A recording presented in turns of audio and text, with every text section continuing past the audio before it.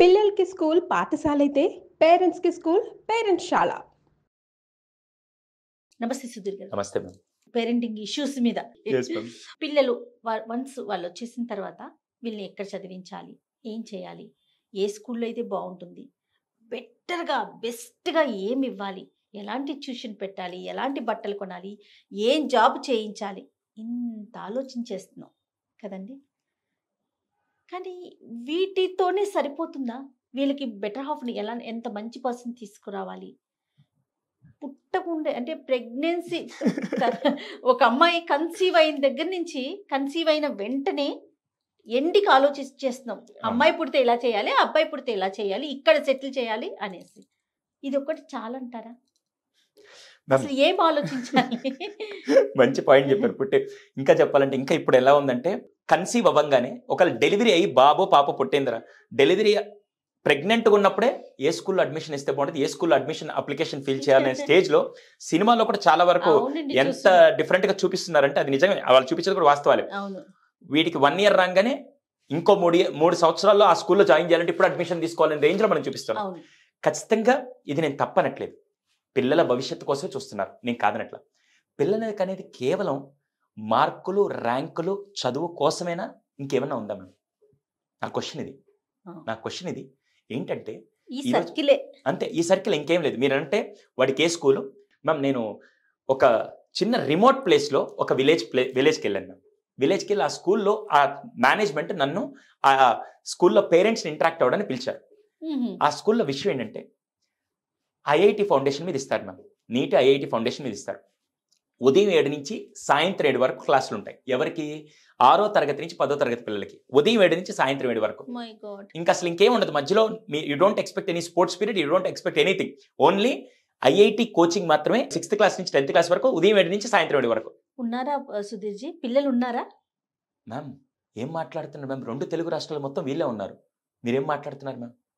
ఉదయం 7 నుంచి సాయంత్రం 7 వరకు. బ్యూటీ అంటే ఇంకో విషయం చెప్తా. నాకు బాధేసిన విషయం, బ్యూటీ అనకూడదు కానీ బాధేసిన విషయం ఏంటంటే పేరెంటింగ్ సెషన్ జరిగింది. అక్కడికి వచ్చిన వాళ్ళందరూ ఎవరు తెలుసా? నేను వెళ్ళింది ఏమి సిటీలో అర్బన్ ఏరియా కాదు, రిమోట్ ప్లేస్లకు వెళ్తే పాపం అందరూ పంచెలు కట్టుకొని, లుంగీలు కట్టుకొని వచ్చిన పేరెంట్స్ అందరూ కూర్చొని ఉన్నారు. అందరూ రైతులు, కూలి పనులు చేసేవాళ్ళే. దాని ఫీజు కూడా ఏంటంటే ఒక 40,000 50,000 పాపం కట్టుకుంటూ ఉన్నారు క్యాంపస్ అంతా. పేరెంట్స్ అందరిని రాగానే ఒక క్వశ్చన్ అడిగాను. మీ పిల్లలందరినీ కోచింగ్లో వేశారు కదా, ఐఐటి కోచింగ్ ఇవన్నీ నేర్పిస్తున్నారు, నేను దానికి తప్పనట్లేదు. ఎందుకు జాయిన్ చేశారు, అసలు ఏం చేద్దాం అనుకుంటున్నారంటే, ఏమో సార్ అసలు ఐఐటి అంటే ఏంటి అని అడిగాను. ఐఐటి నీట్ అంటే ఏంటని అడిగాను. ఏమో సార్ మాకు తెలియదు పూర్తిగా. అయితే ఎందుకు జాయిన్ చేశారంటే ఏదో వాడు భవిష్యత్తు బాగుంటుంది సార్, జాయిన్ చేశాను అంతే. సరే ఇంటికి వచ్చాక ఏం చేస్తారంటే, ఇంటికి వచ్చాక ఏముంది సార్, వాడు 7 వచ్చేసరికి ఇంకేముంది, వాడు కొద్దిసేపు తిని అలిసిపోయి ఇంకా మళ్ళీ ఏదో హోంవర్క్ కూడా చేసి పడుకుంటాడు. ఇంకా వాడి లైఫ్లో ఏముంది మ్యామ్? మళ్ళీ రేపు మొదలు అంతే, ఇంకేం లేదు. మై గాడ్ మ్యామ్ నేను జపాన్ కల్చర్ చెప్తాను. నేను తప్పుగా ఎవరిని మాట్లాడటం, వేరే దేశాన్ని పొగిడి నా దేశాన్ని తిడుతున్నానని కాదు, కానీ మనం మంచి విషయాలు నేర్చుకోవాలి. డెఫినెట్గా నేర్చుకోవాలి. జపాన్కి వెళ్తే అక్కడ చూసిన సిస్టమ్, నాకు హ్యాండ్ రైటింగ్ మల్లికార్జున్ గారు ఒక ఎక్స్పర్ట్ ఉన్నారు. అవును, నిన్న మన ఈవెంట్ కూడా వచ్చారు. ఆయన అక్కడికి వెళ్ళి స్టడీ చేసి వచ్చి, మేము ఎప్పుడైనా నేను ఒక దేశానికి యూఎస్కి వెళ్ళి వస్తే నా విషయాలని ఆయన చెప్తాను, ఆయన వెళ్ళి వస్తే ఆయన విషయాలని నాకు చెప్తారు. లర్నింగ్ మేము అలా నేర్చుకుంటాం. ఆయన వచ్చి చెప్తుంటే జపాన్లో కొన్ని స్కూల్స్ లోపలికి వెళ్ళి ఆయన విజిట్ చేస్తున్నప్పుడు మామూలుగా మన దగ్గర టీచర్ వస్తుంటే, ఇంతకు ముందు రోజులో మనం ఏం చేస్తాం, టీచర్ వస్తుంటే పక్కకి జరిగేసి రెస్పెక్ట్ ఇచ్చేసి ఫస్ట్ వాళ్ళు వెళ్ళిన తర్వాత మనం వెళ్ళాలి. ఇప్పుడు ఏదైనా స్కూల్కి వెళ్దాం, టీచర్ వస్తుంటే మనం ఏం చేస్తామంటే పిల్లలు కూడా ఏముంది ఆయన పోతారు, మనం కూడా పోదాం. కానీ అక్కడ పిల్లలు ఏం చేస్తారు తెలుసా, అక్కడికి 3rd క్లాస్ పిల్లలు కూడా సార్ ఫస్ట్ మీరు వెళ్ళండి సార్ అని చెప్పి ఫస్ట్ దారిచ్చి వాళ్ళని పంపిస్తారు. స్కూల్లో ఉదయం అయిపోయిన తర్వాత సాయంత్రం ఇంటికి వెళ్ళేటప్పుడు వాళ్ళ ఏరియాని మొత్తం వాళ్ళే క్లీన్ చేసుకొని వెళ్తారు. నెక్స్ట్ డే ఆయనకు అవసరం ఉండదు. ఈ వాల్యూస్ అని ఎక్కడ నేర్పిస్తున్నారు అంటే స్కూల్లో నేర్పిస్తున్నారు. ఇంట్లో కూడా మీరు జపాన్ మొత్తంలో కూడా ఎక్కడ రోడ్డు మీద ఒక న్యూస్ పేపర్ కూడా చూడరు, ఒక పేపర్ కూడా చూడరు. ఒకవేళ ఫర్ ఎగ్జాంపుల్ నేనే ఫస్ట్ టైం జపాన్ వెళ్తాను, నాకు తెలియక రోడ్డు మీద పడేశాను అనుకుందాం, నాకు తెలియక పడేశానంటే వెనక నుంచి వచ్చే పర్సన్ ఆ పేపర్ తీసుకొని తన పాకెట్లో పెట్టుకొని వెళ్ళిపోతాడు. అది కనుక మనం చూసాం అనుకో, రెండోసారి నేను పేపర్ వేస్తాను. ఎంత వండర్ఫుల్ కల్చర్ కదా. అలా కల్చర్ డెవలప్ చేస్తున్నారు. ఇక్కడ వీళ్ళు ఏం చేస్తున్నారంటే వాడిని కన్నది కేవలం మార్కులు, చదువు, వాడి ఫ్యూచర్ అనే విషయం చూస్తున్నారు తప్ప ఒక కంట్రీ మీద మనకి పేట్రియాటిజం ఎలా ఉండాలి, ఒక 10 మందిలో ఉన్నప్పుడు అవతల వాడికి ఎలా హెల్ప్ చేయాలి అనేది ఎక్కడ నేర్పిస్తున్నాం మనం.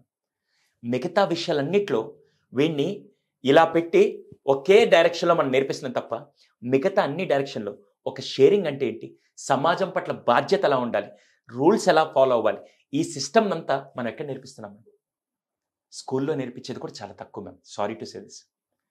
ఈ విషయాల్ని ఫస్ట్ తల్లిదండ్రులు నేర్పించాల్సింది. నేను ఇప్పటికీ ఒక తండ్రిగా నేను ఫస్ట్ ఆలోచించేదంటే నేను నార్మల్ స్కూల్లో జాయిన్ చేస్తాను, వాళ్ళ మీద ఏం రష్ పెట్టను. ఎందుకంటే స్కూల్ కావాల్సిన సిస్టమ్ వాళ్ళకి నేర్పించిన తర్వాత సాయంత్రం ఇంటికి వచ్చాక నా బాధ్యత ఏంటి, నేను ఒక షేరింగ్ అవ్వచ్చు, ఎమోషనల్ స్టెబిలిటీ అవ్వచ్చు, ఇవన్నీ పిల్లలకి నేను నేర్పకపోతే రేపటి రోజున వాడు మార్కులు చదువు అని ఒక యంత్రంలాగా ఉంటాడు తప్ప సమాజం పట్ల వాడికి బాధ్యత ఉండదు. ఈరోజు అలాంటి సమాజాన్ని మనం తయారు చేస్తున్నాం. అంటే మంచి కాస్ట్లీ స్కూల్లో వేసేస్తున్నాం, మంచి కాస్ట్లీ కాలేజీలో చదివిస్తున్నాం, బాధ్యత అంతా వాళ్ళదే, వాళ్ళే చూసుకుంటారు. అక్కడికి వెళ్తారు, వీళ్ళు మంచి పౌరులుగా తీర్చిదిద్దబడతారు. ఇక మనకి ఫీ కడుతున్నామా లేదా అని మాత్రమే ఆలోచిస్తున్నాం సుధీర్. మేనేజ్మెంట్స్ అడిగినా కూడా వాళ్ళు ఏం చెప్తారంటే పేరెంట్స్ వచ్చి ఏం కంప్లైంట్ చేస్తున్నారు, ఫీజులు కడుతున్నాం కదండి, అన్ని మీరే చూసుకోవాలి, అన్ని మీరే చూసుకోవాలి అంతే. మరి మనం అస్సలు అది చాలా చాలా పెద్ద రాంగ్ స్టేట్మెంట్ మ్యామ్. రీసెంట్గా ఒక ఇన్సిడెంట్ జరిగింది. ఒక స్కూల్కి నేను గెస్ట్కి వెళ్తే నేను ఇలాగే చెప్పాను, సార్ కొద్దిగా పిల్లలకి అన్ని యాక్టివిటీస్ కూడా నేర్పిండి అంటే, ఏం చేయమంటారు సుధీర్ గారు, మొన్న జరిగిన విషయం చెప్తాను వినండి, మీరు దీన్ని బట్టి మీరు ఏం చేయమంటారు చెప్పండి.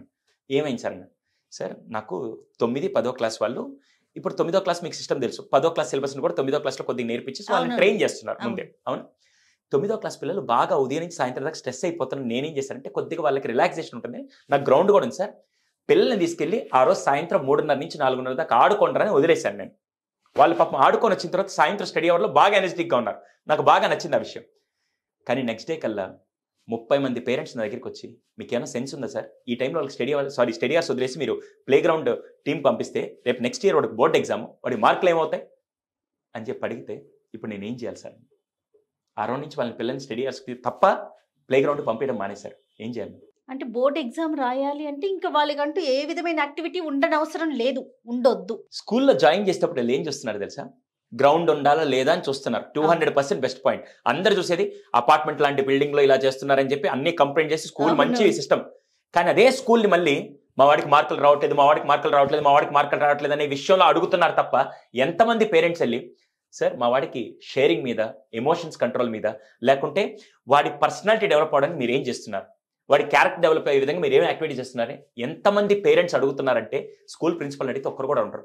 ఎవరో 100 మంది 1000 మందిలో ఒక్కరు అడుగుతారు తప్ప మిగతా వాళ్ళందరూ మా వాడికి లాస్ట్ టైం పర్సెంటేజ్ కంటే ఈ టైం పర్సెంటేజ్ తక్కువ వచ్చింది. ఇంకా వీళ్ళు తప్పక ఏం చేస్తున్నారంటే కావాలని, సారీ ఇది అందరికీ తెలిసిన వాస్తవం, స్టార్టింగ్లో 50 మార్కులు వచ్చేవాడికి ఇప్పుడు 60 మార్కులు వేసి మరి మీ వాడు గ్రోత్ ఉందని చూపిస్తుంటే తల్లిదండ్రులు సాటిస్ఫై వెళ్తున్నారు తప్ప ఎంతమంది, సార్ మేము ఈసారి గ్రీన్ రెవల్యూషన్ మీద ఇలా పెట్టాను, మీరు ఒక ప్రాజెక్ట్ చేసుకొని వచ్చి మీరు ఇలా తీసుకురండి, పిల్లలకి ఇంటి దగ్గర వాల్యూస్ నేర్పండి అని చెప్పినా వీళ్ళు చేయట్లేదు. ఫీజులు కడతాం, వాళ్ళు చూసుకుంటారు.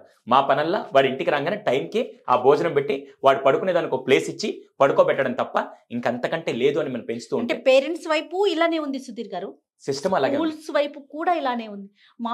మార్క్స్ అంటూ సరిగ్గా రాకపోతే ఆ స్కూల్లో ఉండవు, అడ్మిషన్స్ ఉండవు. కాబట్టి వాళ్ళు అలానే ట్రై చేయాల్సి వస్తున్నారు. పేరెంట్స్ ఇదే ఆలోచించి డిమాండ్ అండ్ సప్లైలోనే ఇలా ఉండిపోయింది మ్యామ్.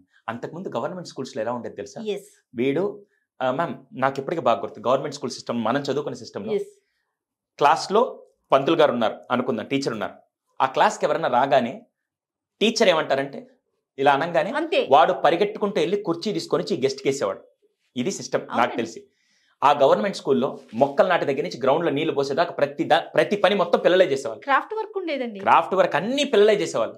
అందుకే వాడికి అంత వాల్యూ సిస్టమ్ వచ్చేది. ఈ రోజుల్లో వాడి చేత ఏమి చేయించకుండా ఆఖరికి టీచర్ నిలబడుకొని వాడు కుర్చీ వేయాలన్నా కూడా ఆయన తెచ్చేసుకుంటాడు, మనకెందుకులే, వాళ్ళకి మనం ఎందుకు వేయాలనుకుంటున్నారు కదండి. సో అది కాదు మ్యామ్. కొన్ని స్కూల్స్ అయితే సుధీర్ గారు, సారీ టు సజెస్, అసలు చెప్పొచ్చో చెప్పకూడదు, టీచర్ వస్తుంటే కనీసం నుంచోటం కూడా లేదండి, నుంచోని అవసరం లేదట, ఆ కల్చర్ కాదంట. అది మాత్రం నేను కంప్లీట్లీ అగెన్స్ట్ మ్యామ్. అది ఇక్కడ ఇంకో పొరపాటు కూడా ఉంది దానికి. ఇంటికి వచ్చాక అరే ఏం చెప్పాడు మీ లెక్కల మాస్టర్, ఏం చెప్పలే ఈరోజు అనే విధంగా మాట్లాడితే పిల్లాడి ముందు నేనే టీచర్ డౌన్ చేయడం కూడా, ఇవన్నీ మ్యామ్ ఇది ఒక్క పాయింట్ కాదు, ఒక ఎలిమెంట్ కాదు. మనం ఈ రోజు మాట్లాడితే ఇంకో 2-3 రోజులు కూడా ఇదే టాపిక్ మీద మాట్లాడమంటే నేను మాట్లాడతాను. కరెక్ట్ చేయాల్సిన బిహేవియర్ ఖచ్చితంగా తల్లిదండ్రుల దగ్గర నుంచి జరగాలి ఫస్ట్. అందుకోసమే ఫస్ట్ పిల్లలకి స్కూల్కి పంపిస్తున్నారు, ఓకే, ఇంటికి వచ్చాక మీ బాధ్యతగా నరాల్లో నేర్పించాల్సిన వాల్యూ సిస్టమ్ చాలా మంది పేరెంట్స్ కి తెలియట్లేదు. ఎక్కించాలేమో పిల్లలకి నరాల్లో. ఖచ్చితంగా ఎక్కించాలి మ్యామ్. లేకపోతే ఈ రోజున్న వాడు ఏం చేస్తారంటే నన్ను కని పెంచారు, నేను కూడా మీకు అంటే ఎంత డబ్బులు కావాలి చెప్పండి ఇస్తాను అనే విషయాలు ఉన్నాయి తప్ప ఆ రిలేషన్షిప్ ఉండట్లేదు. దేశం మీద ఒక ప్రేమ Yes, ఉండట్లేదు. yes. అన్నిటికంటే ముఖ్యం చాలా మిగతా అవసరం అండి. సింగపూర్ లాంటి దేశాల్లో వాళ్ళు ఆఖరికి జపాన్ లాంటి దేశంలో ఫస్ట్ కంట్రీ గురించి మాట్లాడతారు. మీకు ఒక ఎగ్జాంపుల్ ఇస్తాను.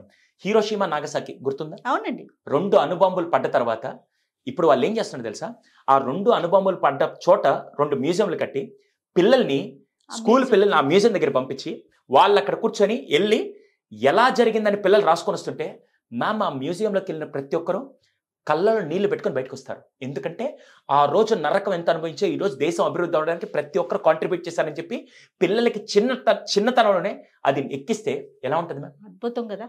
వాడు ఇంకా దేశం కోసం బతుకుతాడు, వాడు ప్రాణం ఇచ్చేస్తాడు. అటువంటివి మనకు కావాలి మ్యామ్. ఏదో ఒకరోజు సందర్భం వచ్చినప్పుడు కూడా మిగతా అన్ని విషయాల్లో కూడా మనం ఇవి నేర్పిస్తూ ఉంటేనే ఖచ్చితంగా. అందుకే పిల్లలకి స్కూల్తో పాటు తల్లిదండ్రులు ఖచ్చితంగా వాడి క్యారెక్టర్ షేప్ చేయాల్సిన బాధ్యత తల్లిదండ్రులే, వాడి పర్సనాలిటీ షేప్ చేయాల్సిన బాధ్యత తల్లిదండ్రులే. అలాగే వాడిని సరైన పౌరుడిగా సమాజంలోకి పంపించాల్సిన బాధ్యత కూడా తల్లిదండ్రులే. విద్యా వ్యవస్థది కాదు, స్కూల్ది మాత్రమే కాదు, ఎస్, ఇది మాత్రం పూర్తి చాలా బాధ్యత important. మాత్రం తల్లిదండ్రులు తీసుకోవాలి. ఖచ్చితంగా మ్యామ్. ఇవన్నీ కూడా మనం పేరెంట్స్ షాల్లో డిస్కస్ చేయడానికి అవకాశం ఉందా సుధీర్ గారు? 200% మ్యామ్. అందుకే స్టార్ట్ చేసింది అంటే డబ్బులు కడుతున్నాం వాళ్ళు చూసుకుని, డబ్బులు కడుతున్నాం వాళ్ళు చూసుకుని రేపటి రోజున వాళ్ళనే వీళ్ళు చూసుకుంటారు తప్ప మిమ్మల్ని చూసుకోరు. ఎస్, ఫస్ట్ గుర్తుపెట్టుకోండి, ఎన్ని నేర్పించినా ఫస్ట్ వాల్యూస్. పేరెంట్స్. అందుకే పేరెంట్స్ శాలలో తల్లిదండ్రులకి ఏ వయసుకు తగ్గట్టుగా ఏమేమి నేర్పించాలి అనేది మేము నేర్పిస్తాం మ్యామ్. దానివల్ల నెక్స్ట్ జనరేషన్లో ఖచ్చితంగా పిల్లలు విలువలతో కూడిన రేపటి రోజున చాలా మంది చెప్తుంటారు, నేను ఎప్పుడైనా బయటకు వెళ్తే ఈయన పలానా శివరామయ్య కొడుకు, పలానా శివరామయ్య కొడుకు అని చెప్పి అంటూ ఉంటారు. అంతకుముందు రోజులు.